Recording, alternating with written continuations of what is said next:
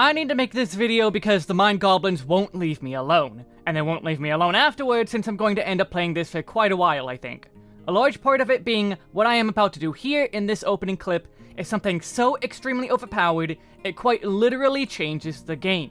Well, this remains ADHD simulated no matter what, but my character sitting here is in the middle of unlocking an entire level of power that most players never get, without some form of pay to win, or friends. Let's start at the beginning though. This video is not sponsored, but is simply about my semi-addiction to IdleOn, the Idle RPG, or Idle MMO. Though, hello Lava Flame 2, creator of the game, you probably somehow ended up here. Hope you don't mind the criticisms coming later, after all I'm still gonna be playing. Anyway, this game's existence and my addiction are both because of MapleStory. Lava is extremely self-aware of the game's influences. When catching the last dev stream as of writing this, someone in chat asked if this is some weird MapleStory. Lava's answer was essentially, yes, this is a weird MapleStory. That's also why the music I'm using in the background is MapleStory. Hell, Lava was using MapleStory music for his dev stream. The nostalgia that game instills in people is way too strong. The combat is nothing like MapleStory, being extremely simple. Most of your fighting is going to be done in the auto mode anyway. It's only in specific challenges that the game will force you to actively use your skills to succeed in what you want to do. In a way, you'll find the game is more like RuneScape. Specific positioning is far more emphasized than anything. That isn't my game though. I wasn't autistic enough yet to get addicted to that. So what kinds of influences that game had, I can only name a few. Among those are the skill system, with you having to level skills along with your own main level. I think construction is a key skill in RuneScape, which is the same here, where construction is the single most important skill in the game. More obvious a relation is green stacking. I had never heard of this before, but getting 10 million of something in RuneScape would turn the number green, hence a green stack of an item. Green stacking is something the game is going to have you do en masse later on. There's definitely more MapleStory elements though, to the point I'd even say the Blunder Hills theme is trying to invoke the Hennessy's Market theme.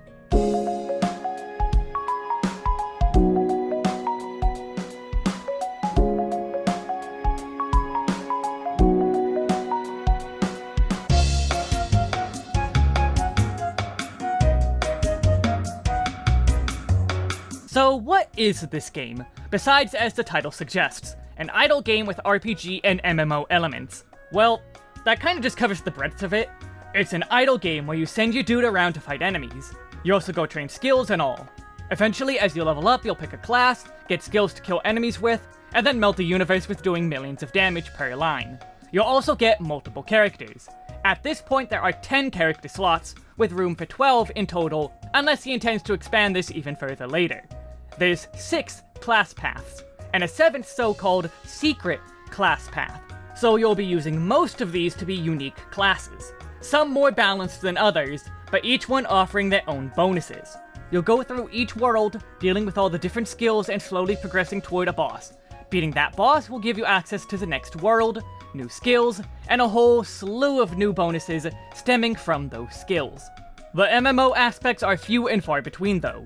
You'll see players here or there, especially in towns, but unless you party up, all enemies are local to you alone. There's very few reasons to party, I find.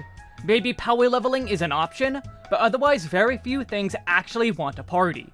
Unfortunately, the ones that do can be huge progress blockers, like the King Dupe boss needing 3 players minimum. The boss has drops that are needed for some very important crafts.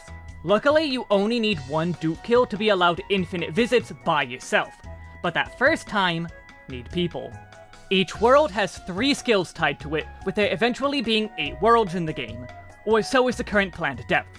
Though that doesn't give credit to the game as a whole, since the depth of the game is where it truly shines. Let's go through each world and talk a little bit about each skill. Remember that this is also on top of all the fighting, with there being all the classes and all that. World 1 has mining, chopping, and smithing. Mining and chopping are essentially the same thing, but with different items. Mining has its own dedicated area to the left of town with the mining spots. Chopping has trees out in the world, meaning you'll need battle progress to reach them on your characters. New trees appear even up to World 6, and likely beyond. Mining and chopping have minigames attached. Mining has you smelt ore into bars as well. Smithing is your crafting skill. You take the supplies you get in the game to make other items like any other, but there's also an idle mechanic to it. The production tab will passively create items for you and level up your smithing skill. As you get higher levels, you'll get more options to produce. In World 2, we have fishing, catching, and alchemy. Fishing and catching are essentially just mining again. Fishing has its own area that leads to something, with catching targets all in the battle areas. These two also have minigames attached. Alchemy is its own thing, which is near completely passive. You gain liquid passively and upgrade bubbles to buff your characters. This quickly requires millions of resources, especially in the Vials tab, where you have to drop items in front of the cauldron to unlock more bonuses. World 3 is the Singularity. First we have Trapping, which has its own minigame. You place traps down and come back to them after the length of the trap. So if you place down a 20-hour trap, come back in 20 hours to get some items. Then we have Worship, which is a minigame. This is a tower defense mode. Once you get a good wave score on a mission, you can just pray to the totem to get more items instead of having to play the minigame over and over. But this is a full-on mode. Then we have Construction, which is the catalyst to the entire rest of the game. To start, we have the Cogs menu. Placing your characters here or in the Cog shelf will give you the ability to build stuff and open up the board more. Putting cogs in will further boost your values. These will bring us back to the building menu. There are a lot of buildings. First, we have the 3D printer, which allows us to mass produce monster drops or gathering items. Need 10 million for those green stacks? Print the items. Second, we have the library, which allows you to buy books for a few new skills and raise the maximum level for all your skills. 100 is no longer your cap. Third is the Death Note. Just because you can print stuff doesn't mean you aren't going to go back and kill stuff. You get bonuses for murdering millions and millions of each enemy. Next is the Salt Lick. Spend World 3 resources on this to get some huge buffs. Fifth is the Chest, which just increases the size of your storage chest, because you're going to develop a gigantic hoarding habit as the game requires you to. Least important in the short term, but incredible in the long term, is the Cost Cruncher. This just makes the resources you spend less massive. Later on, when stuff can cost millions, a few levels can add up very fast for the more difficult to get items. Now we get into the disgusting ones. Next is the Trapper-Drone, which makes it that you can deploy and collect traps to all critters, just from here in town. Before you get this, you have to go to the critter location. Now it is all done at home base. Plus, Lava recently changed the trapping skill that you no longer need to discover the creatures. All options are available by default, so that means even the furthest one, which is worth millions of EXP, even when you just started the skill. Second to last is the Automation skill. This gives you a wide variety of bonuses. The first is that the Forge, smelting ores into bars, will be automatically done via your storage chest. Once you set up a copper slot, the storage chest will deposit ore into that slot and remove the bars, so long as you keep an ore supply going. The second is the same thing, but for your food. Food is like potions that keep your MP topped off. Third is the Drone, but for worship totems. Before you would need to go to the totems to get your item drops. Now you can do it all in one spot, so long as you aren't going to do the tower defense. Fourth is kinda bad. It's the Forge upgrade, but for the production of smithing. This doesn't work on characters you aren't actively on, but the final one is huge again. The book reservation system allows you to guarantee that the book you check out is the highest possible level for 20 checkouts. It's a random amount normally, but if you let it cap out, you're always going to get the max level. When you're getting a range of 101 to 200, making sure it's only a 200 book is amazing. Finally, we have the Atom Collider, which I haven't even unlocked yet. The Atom Collider takes a green stack, 10 million items, and turns it into one atom. So you're going to need endless amounts of materials. It's a good thing the game expects you to be able to print millions of items an hour. The second row is your towers for worship. 9 towers is a lot for a single minigame in an otherwise huge game. The third row is shrines. Each shrine gives you a different bonus if placed in the map you're fighting in. Damage, EXP, enemy respawn rate, just to name a few. The cost to build all of these is some World 3 based item. and salt. Salt is made in the refinery. The refinery costs resources to passively craft salt. Oh look, more reasons for the 3D printer to exist. You can upgrade each slot too, making it take more resources, but produce more salt. It all loops back into each other, keeps every skill relevant. Construction is insane. Let's calm down a bit from there as we go into World 4. World 4 is known as Jail. We have breeding, which luckily is mostly done passively, and in the background. Hatching creatures and doing combat is the active part. Then there's cooking. Use spice from breeding to invent meals. Cook meals to upgrade the passive bonuses they give. Having someone AFK in the kitchen gives further speed on cooking, along with the ladles, which can become worth days of time. Then there's the lab. Put players in the lab for them to gain EXP from AFK rewards. Yep, this is a purely AFK action that takes a character out of commission. Want to have them go fishing? Take them out of lab progression and bonuses. You can connect your team to lab bonuses in the Matrix, and these are huge bonuses. But if they aren't in the lab, you can't connect them. So it is quite literally a jail. World 5 starts with another jail in Divinity. You can only gain EXP and Divinity points when on the altar. You can unlock gods with random tributes and link to those gods to get big bonuses. A specific class can link to 2 gods even. Next is sailing, which is mostly done in the background. Send your little guys to islands for them to bring back loot. Finally is the gaming garden, which later unlocks Pong to play, but otherwise you just check it a few times a day and harvest your plants. It's kind of like a farming minigame. World 6 is where the actual farming game is, with some more typical farming mechanics involved. I'm not far in since I just got to World 6, but there's something here for sure. Also, more passive is the sneaking skill. It's kind of like sailing, but with less micromanagement. Have your guys on each floor and gain loot, which you can use to buy permanent bonuses. The further you get, the more characters you can have progressing the skill. Finally, we have summoning, which is another kind of minigame. I think this is Hero Wars, was it? No, Clash of Clans, that's it. I think. But there's even summoning stones around the world with, like, boss fights too. Again, I'm not far, I've only seen one dev stream. Yet, that's still technically wrong. Each world has at least 4 skills, with some having more. All I'm about to tell you is all also on top of achievements. Achievements in this game are handled in a mix between normal achievements and tiered goals. Do enough tiered goals and you get merits and unlock points. Unlock points can buy recipes for crafting. Very important, progression required ones. Merits buy a variety of bonuses that can also be near required for good progression. Achievements themselves each have a bonus tied to them. Some have cosmetic bonuses, like a new title screen background, while others come with some major buffs to your account.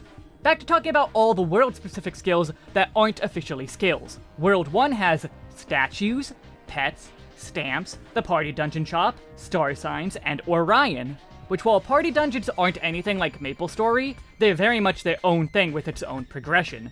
You have both main game and party dungeon progression. World 2 has the islands you want to unlock down the fishing path. Kilroy, Poppy, the arcade, and post boxes. World 3 has the Equinox Dream on top of every individual thing construction leads into. That includes the Death Note and Atom Collider. I don't even know the entirety of what that even does. World 4 gives us the Rift, which has special challenges that you mostly do completely actively. The bonuses from this one are especially eyebrow-raising. World 5 has the Hole. The Hole has a ton of its own things from active challenges to idle challenges and so on. What does World 6 have? Well, I can't show it since I have been doing cleanup on some things I wanted to get done before hard progressing World 6 with all 10 of my characters. World 6 has the final class upgrade. Master classes are each technically their own skill, with you having to progress through the game again one map at a time in a new unique way.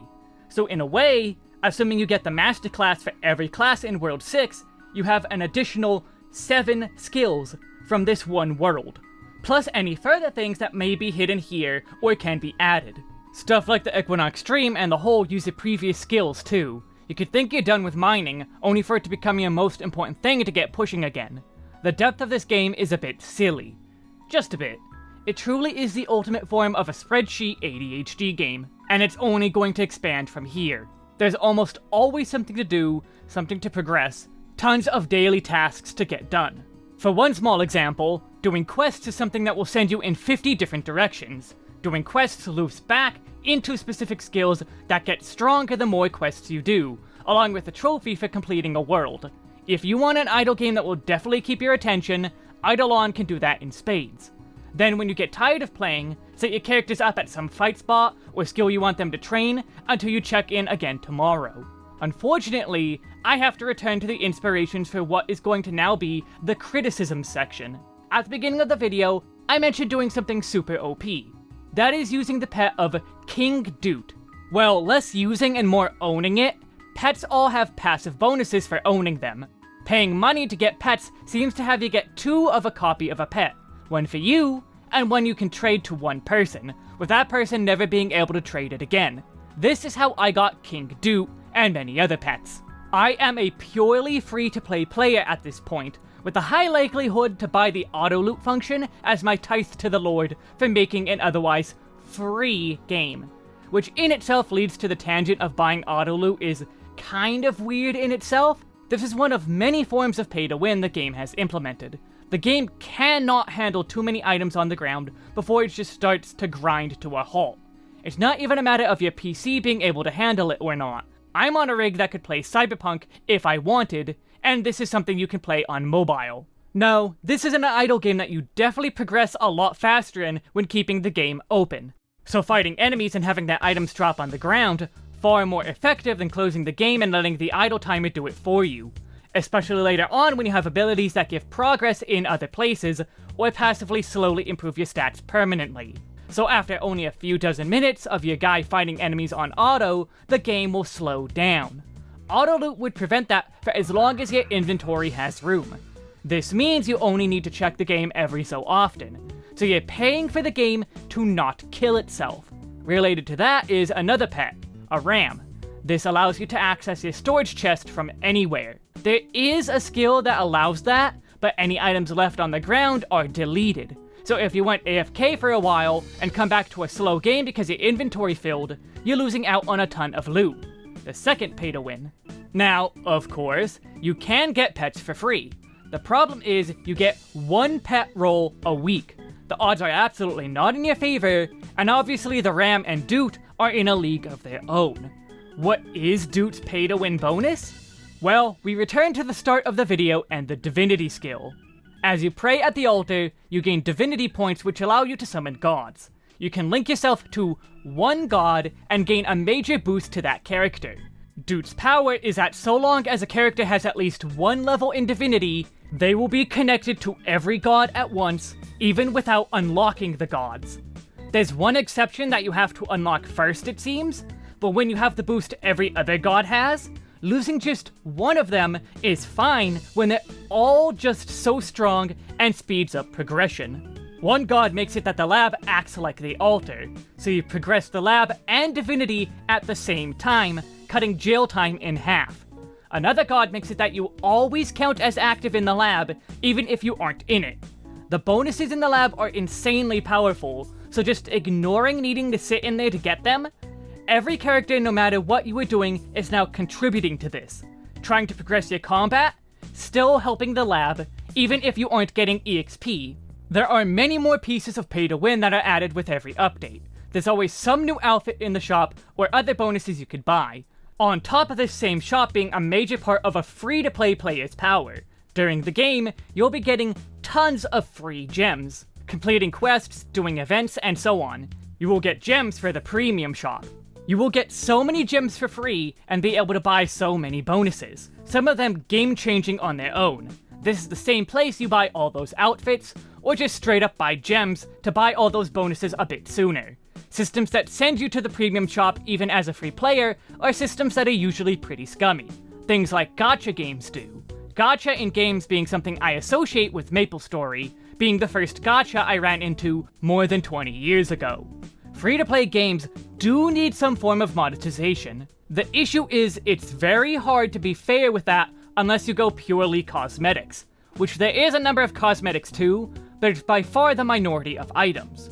You will also be pestered into visiting the shop at least twice a day when you first log in. These dumb pop-ups get in the way of so much of the screen. Luckily, it can be easily skipped past, but the ads are ads. To Lava's credit, the pay-to-win seems to be something he is using as design space to smart effect. Something stupidly broken, overtly so, including something like King Doot, is something he is going to soon release to the main game. So I forget where, but the power of King Doot actually is available to everyone if you get enough progress. The problem with Doot in specific is that he is every god at once. This is just disgustingly good compared to only getting 3 gods. Yeah, 10 gods versus 3? Granted, the last 2 gods don't have bonuses yet, but it's gotta be stupidly good for progressing World 7 when he releases that. Almost for sure, World 7 comes with at least one of the 2 gods gaining new powers. People say that there's only 3 gods you need to have all the time, but I can't let this one slide, especially for players just starting out in Divinity. Getting the bonus of Omnifau is alone too broken a bonus just from having Doot. I'm only getting on the 5th god at the moment of this, and Omnifau is the 6th. I'm progressing World 6 and have had these bonuses for essentially all of World 5, though I only spent a few weeks there.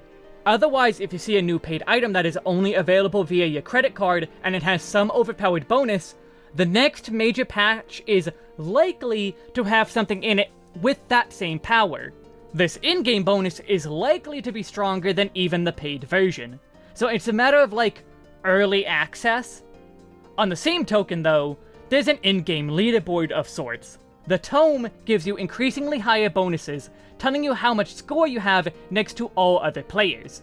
Even as far as I am, I'm still only in the top 70% of players. I can definitely catch up and get into the top 50% after progressing World 6, I'm sure. Especially since the gem shop also has daily purchases. You can buy stopwatches that essentially skip entire days as far as resets for stuff that work on the daily timer. You can buy progression in a number of skills. This means the whale players are years and years ahead of anyone who isn't buying stuff per day. Even if you can catch up in terms of tome score, you'll never catch up to the level of amassed power these players have due to the stuff that is on daily timers. Catch-up mechanics in later worlds can definitely get you closer to them, but they'll just keep buying and keeping the lead and whatever bonuses you get. Luckily, there is no sort of PvP in this game, so it's all personal winning. And the tome bonus does not increase from a higher global rank. Lava apparently is listening to the community a bit about all of this, and may be turning down the amount of paid packs he does. There was apparently some drama I'm not too concerned with the details of, besides the cliff notes. People not happy about the monetizing, then people didn't like the new summer event. It boiled over, things calmed down. The silver linings don't balance out the bad of these things, but it will at least hopefully be good for the future of the game. You can't not have some kind of monetizing if you want the game to stay live, but a balance is definitely needed. I've gone down a rabbit hole though. I'm stuck. For all the issues the game has, if you're just looking to have an ADHD spreadsheeting mess of a game, this will do it all. So much so, I needed to get it out into a script and a video. I needed to quiet down the brain goblins and force my problems onto you. As a result, some of you may get into the game, so I would be remiss to not offer some tips to get you further. Before getting too far into the game, go look into Lava's other game, Idle Skilling. Don't worry about needing to play this too much. Getting to the second world in it, a few hours of play at most, is an easy 300 gems for your IdleOn account when connected. You'll be given a code you could say in the World 1 town, and be able to buy the Golden Anvil World 1 bonus immediately. First off, for the game itself, you're going to end up having a ton of characters. You currently want to do a spread of 3 warriors, 3 mages, and 3 archers. Look up the current meta before picking specialized classes, because World 7 may change what specific classes you want, and how many of them. Also, make the secret class your 10th one, and no sooner. Do not make the mistake I did, please, for the love of God. The game did not launch with the Vault, and this thing is overpowered for the early game. Do not be afraid to just dump money into this constantly, especially monster tax. Though also don't be afraid to buy out shops of most of their items. Some potions are used in crafting recipes for some special things. Other items end up being good for late game green stacks. Do not be afraid to use candy to push through a wall. According to the IdleOn auto review tool by Scully290, I have thousands of hours of candy. Thousands. If you just want a quick level to get to the next map so you can beat a boss, do it. Candy doesn't work in the most current world anyway, so World 6 right now. Pick up quests on at least your main character, and talk to every NPC. Stuff like the free pet every week is huge, along with post boxes and Kilroy in World 2. Speaking of World 2, even if you don't intend to craft anything at the moment, send a warrior to push fishing immediately. At the pier is a special daily that you want to get started as soon as possible. Besides the annoying pop-ups, there are random event pop-ups. Always go to these if you can. They drop some neat items sometimes, but they also give you dungeon points that can help you get started on party dungeon progress. Which also, go to the happy hours. They are worth 20 dungeon runs in a single run. You can only do it once a week, but that will get you well on your way to being extremely powerful in dungeons.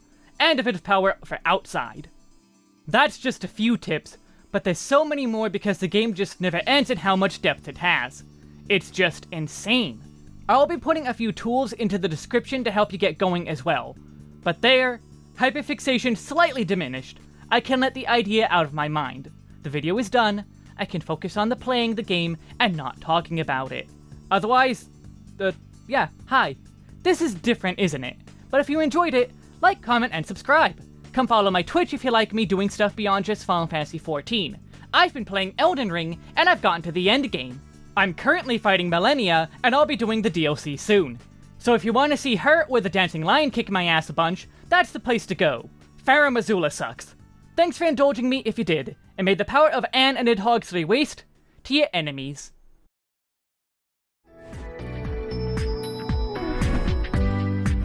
And now, to celebrate 20 years, we are excited to introduce Global MapleStory Classic World, a nostalgic experience crafted just for Global MapleStory players. Ah, fuck.